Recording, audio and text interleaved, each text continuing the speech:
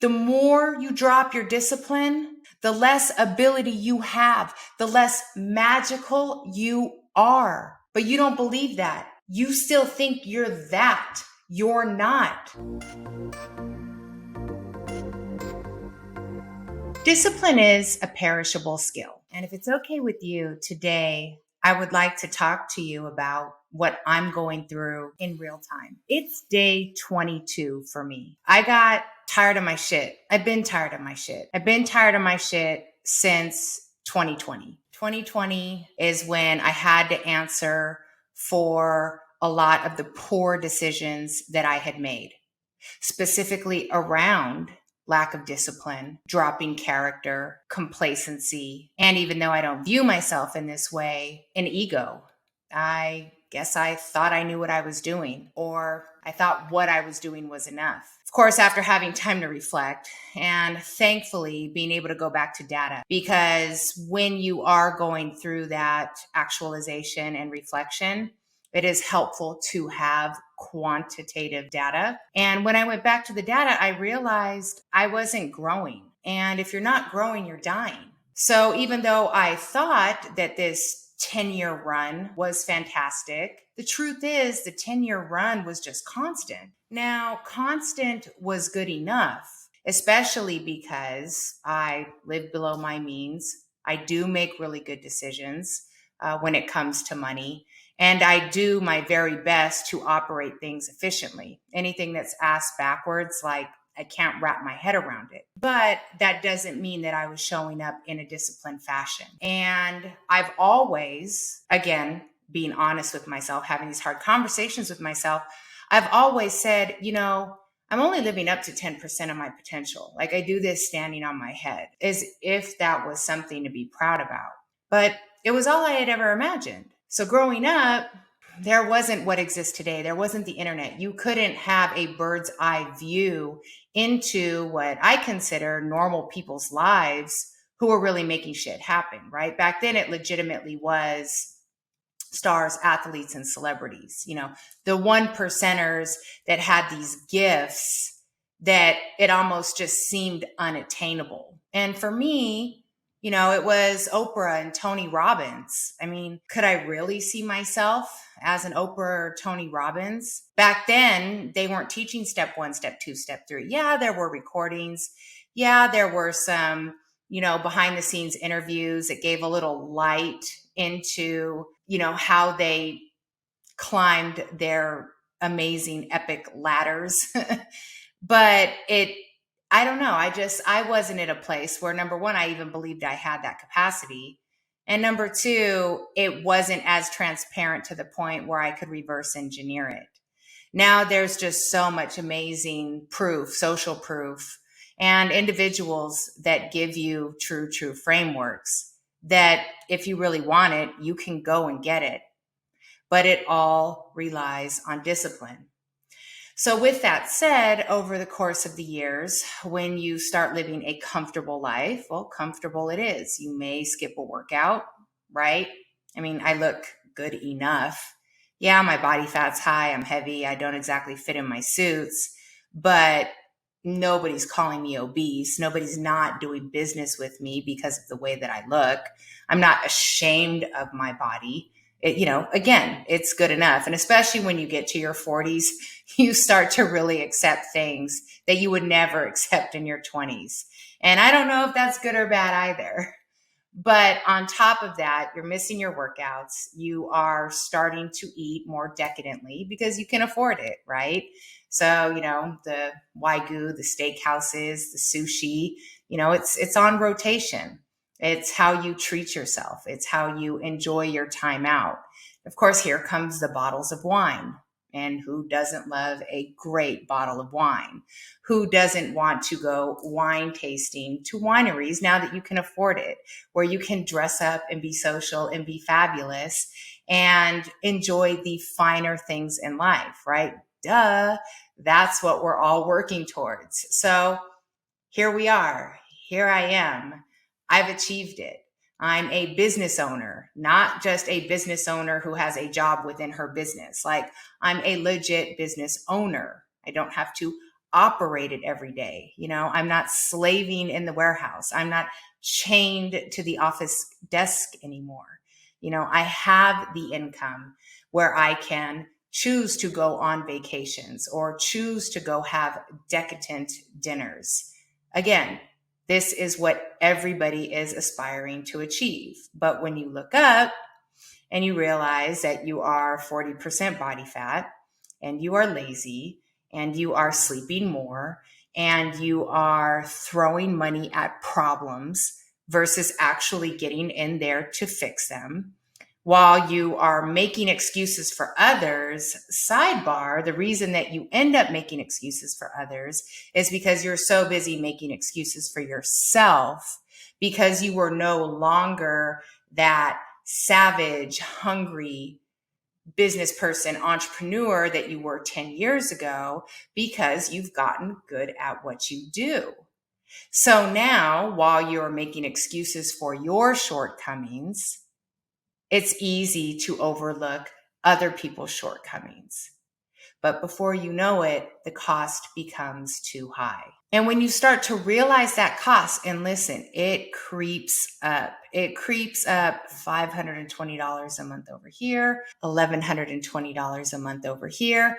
Things that you would never allow 10 years ago. Hard no.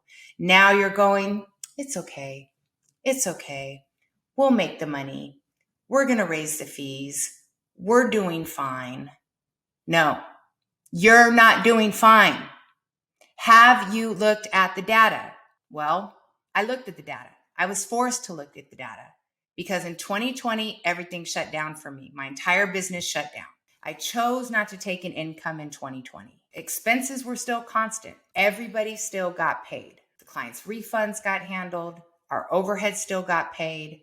Our payroll still got paid. But in looking at the numbers in 2020 to present, because obviously there was a rebuild, not just for my industry, but for many industries as well, I had to sit and look at the numbers, the efficiencies. What are our averages? What are our retention? What is it costing to acquire new sales? Why aren't we retaining? What's broken? And then, of course, all the costs have gone up. You guys are dealing with the same inflation. And my business relies on travel. Travel costs are ridiculous. My business relies on, of course, human capital. Everybody wants to be paid more. My business relies on food and beverage. That, of course, has gone up astronomically. So what do? I have to raise prices in relation to cover the cost. But guess what? I'm not making any more sales today than I was 7 years ago. So just like I said, if your business is not growing, it's dying. So what are we doing to improve things? Well, that's the conversation.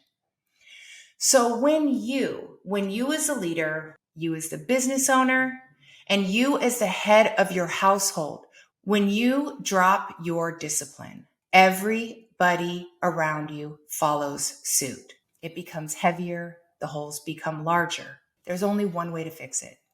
And that fixing is with you. So even though this has been on my radar since 2021, I have had a hell of a time healing. We are halfway through 2023, and I am so angry with myself because I cannot believe it has been 2 years and I just fully recommitted 21 days ago. I had a good 4-month stint beginning of 2021. I aligned myself with a mentor. I have many mentors based on the seasons that I'm going through.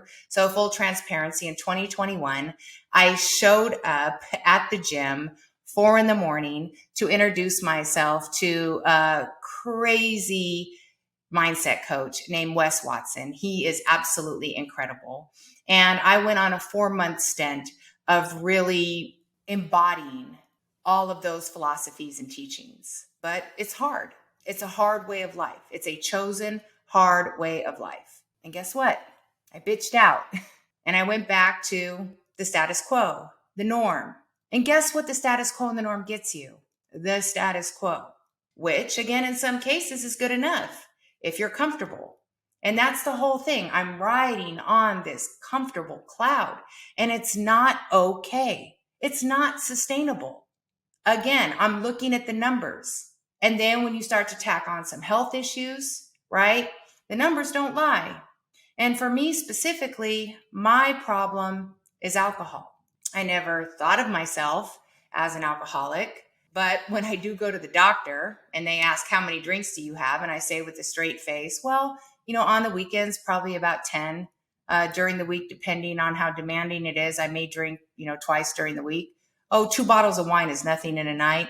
Half a bottle of Tito's is nothing on a Saturday night, and that's just fact.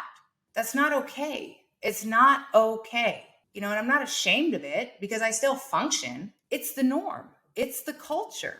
It's what me and my friends do. Me and my colleagues do. It is perfectly acceptable to be at the office and do a liquor store run and continue on with our day. But do you know what was getting hard? What was getting hard is showing up to do this. So here I am. Okay, Amber, I'm going to take over the world. I'm going to create my resume to the world. I'm going to hop on social media. I'm going to do the podcast. I'm going to share my brilliance. I'm going to give my gift to the world. And I'll get on camera and I look like who done it because I was up all night drinking. And at 47, your skin looks like shit. You feel like shit. It's a disaster.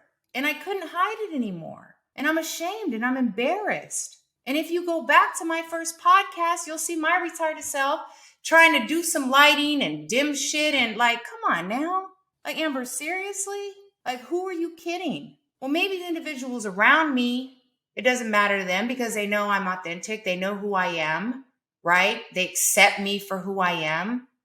But the rooms I'm trying to get into, these bigger players, these people who have eliminated their vices and eliminated their excuses, they see right through me. So I don't have the standard imposter syndrome like a lot of newbies have, right? Because I have a resume, I have results, I have receipts, I have credentials. I'm about that life. But guess what? I'm a drunk about that life. And again, it's accepted because it's almost like a rite of passage. You can afford it.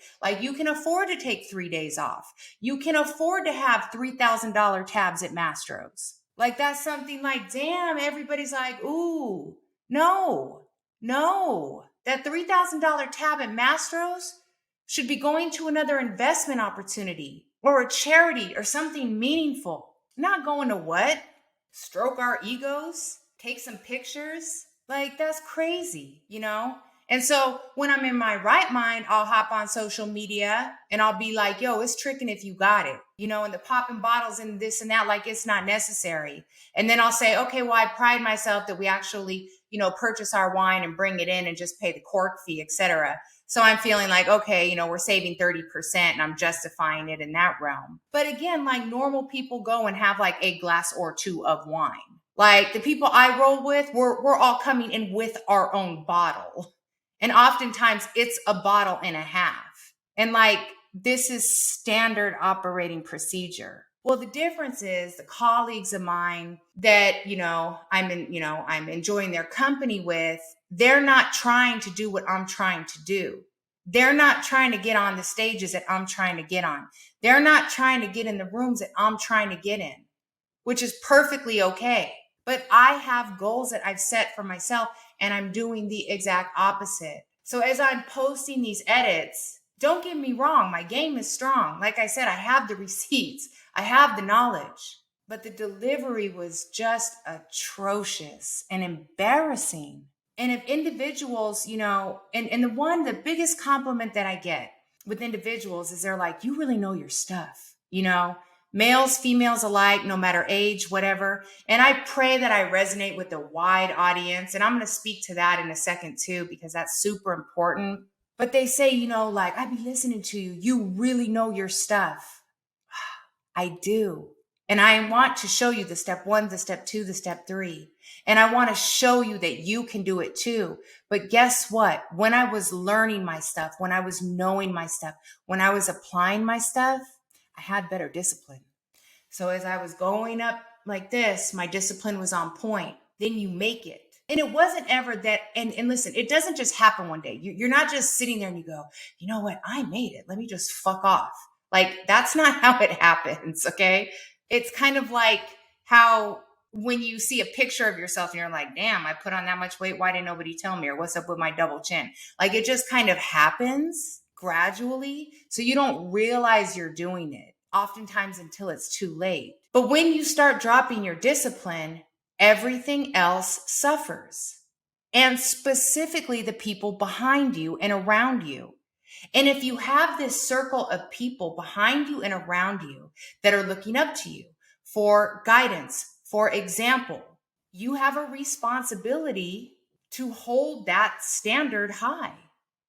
Because when you drop, it gives them their excuse to do so as well. Your excuse is their way out. And it's fact. And I've witnessed it time and time again with my friends, with my colleagues, my significant other, with my son. The minute I have an excuse, the minute I drop my word, the minute I reschedule something, the minute I drop my standard, immediately, it gives the permission for the other people around you to do the same.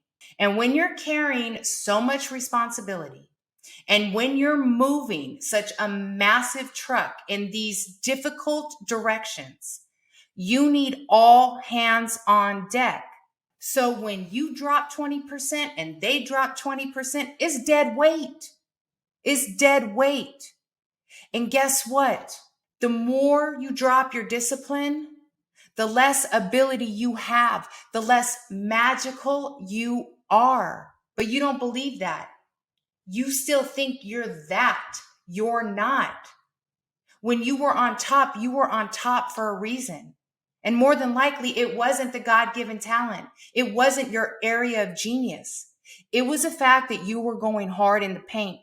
And now that you're not anymore, you are not. It is physically impossible. It is mathematically impossible to have the same result when you're doing less. So, because I am able to take the emotion out of it, thank God for 10 years of spreadsheets, 96 3-ring binders in my garage that I have had to pull out and sit down with highlighters because I have lied to myself for so long to justify my bullshit. I saw the truth in the numbers, and the numbers don't lie. I want more for myself. I want more for you.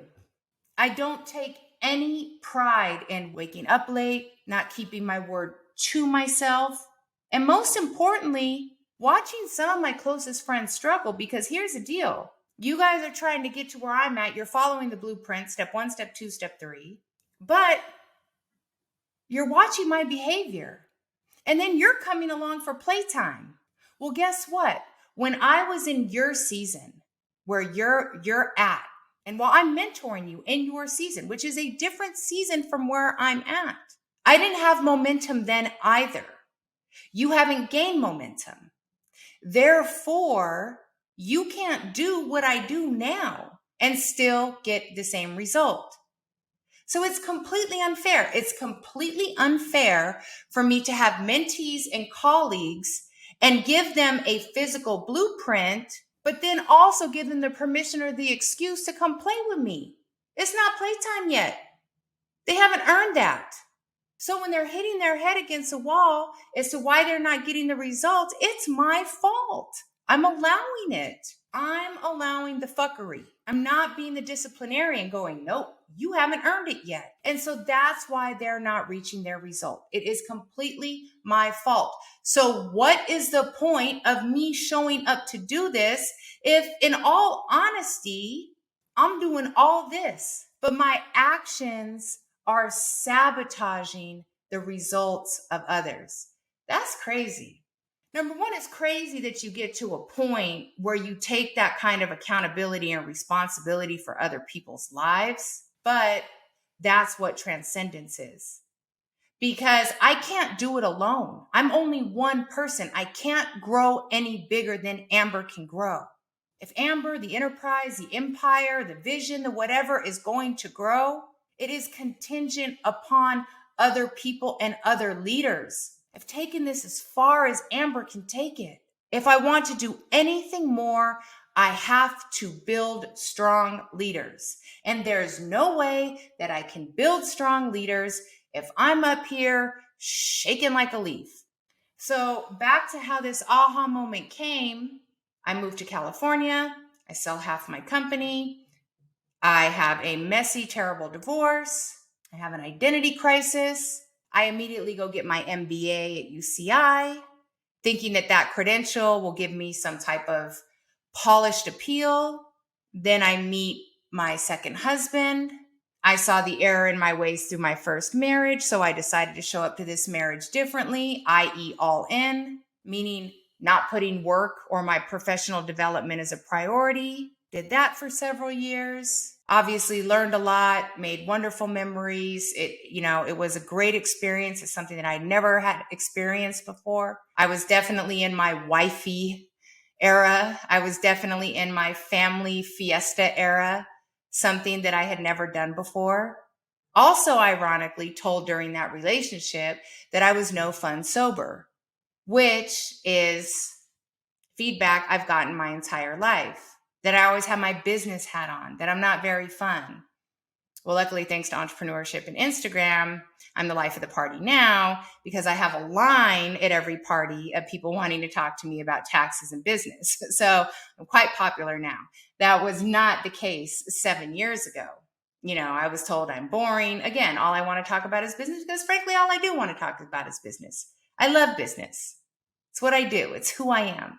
But when you want to fit in, frankly, or you want to live a little, your life is boring. You don't live. You don't have any fun. Well, I equated living a little, having fun, enjoying myself with alcohol because I'm an extreme introvert and I have extreme social anxiety. So after a few cocktails, I'm whirling and twirling. I'm having a great time. It feels good. And you know what? It is nice to socialize and it is nice to laugh. And again, lots of wonderful, wonderful memories were made and had. But is that going to get me to the next level?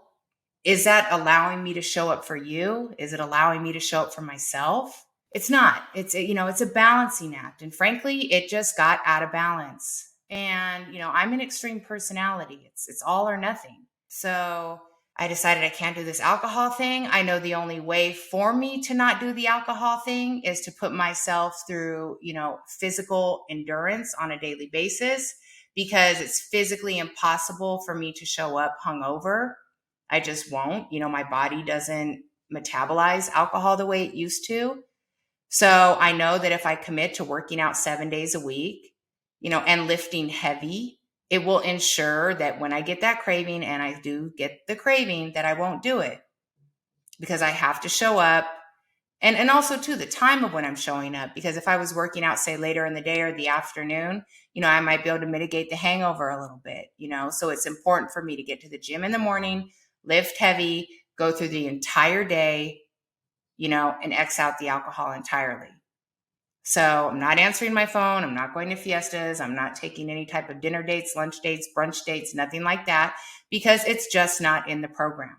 The only thing I can think about right now is getting up, going to the gym, keeping my word to myself, and, obviously maintaining the few businesses that I run, and then showing up to provide value on this platform and be completely transparent with what's working for me, what hasn't worked for me, and praying that, some of these nuggets can be life-changing for you. So that's where I am, day 22. I am feeling strong. I'm feeling great. I am incredibly grateful for my trainer, Bob. It's a completely different protocol that I've ever done before. Those of you who know, I've been on a fitness journey since 2008. So I know a thing or two. And every time I get with a trainer, and every trainer that has been in my life has been life-changing for the particular season that I'm in. And right now I am in a beast mode season where I just want to be savage, mind and body. So I have found that trainer and the gym, actually they go hand in hand, because that environment, it's just speaking to me. It makes me feel very comfortable. It makes me feel like anything is possible. The other clients, who happen to be just badass, strong women, are really breathing life into me. And I'm in a really good place right now with this strategy. So, on top of just knowing that it was 100% necessary, I also know it's incredibly long term. Goal is no parties, no fiestas, no vacations, no nothing until the end of the year. It is June 12th, ladies and gentlemen. Okay. And I'm okay with that. For the first time, I'm not looking for a quick fix, not doing a juice diet, not going to get that damn shot that everybody's getting. I'm not doing none of that. As a matter of fact, I have put on 6 pounds in the last 21 days. And you want to talk about mind fuck. But you know what? I look leaner. I'm taking pictures. I'm getting strong as heck. I know what I have to do. You know, obviously I've seen my body naked. It's not popping. Okay. And I want my skin and my body and my muscles to look as good as they can come 47. And I know that alcohol has ran a complete train on me, outside and inside. So it's time to correct that. So like I said, my goal is long, but I don't plan on picking my head up until December. I'm feeling better. I'm feeling sharper. I'm not in a cloud. I'm able to think more creatively, which is why I pray that that is translating in how I'm communicating and showing up for you. So I'm hoping, and I'm already seeing a bit of the transition that, you know, from what I was doing 6 months ago to present. I feel like it's different. I feel like it's a better energy. Not to say that I'm any more comfortable with the subject matter. I'm definitely not as scripted, not as rehearsed, not as prepared, but organically, I feel like it's better. And I know that the reason that I feel like it's better is because of the elimination of the alcohol. So there were a lot of messages in this one. It's a lot to unpack. But again, I pray that it gave you incredible value. Please like and share. This isn't easy to do, guys. So any support that you can provide, you know, to any podcaster or somebody who's showing up legitimately, giving their heart and soul in an effort to just change the world one life at a time, or even just to change the world for themselves so they can show up as a better version for themselves and their family, it should truly be applauded. Until next time.